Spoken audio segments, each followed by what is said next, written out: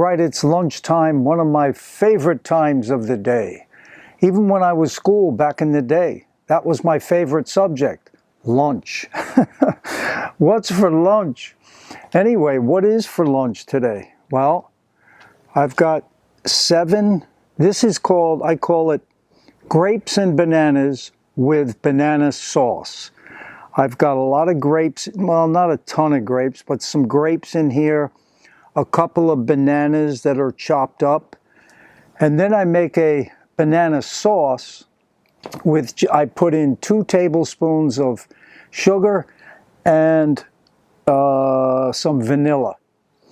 So my banana sauce is vanilla banana sauce, and altogether there's 7 bananas and a good amount of grapes.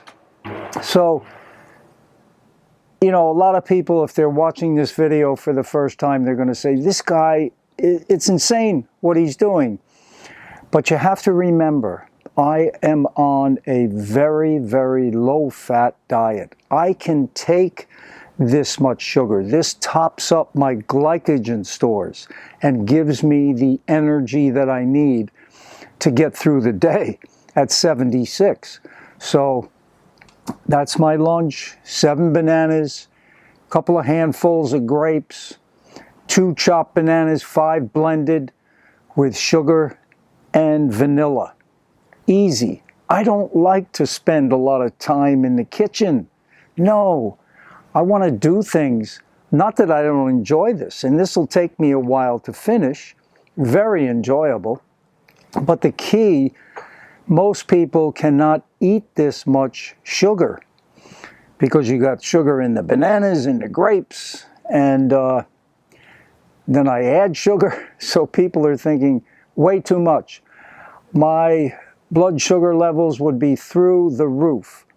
Mine are okay because I'm on that low fat. If you're on a lot of fat, you can't handle sugar.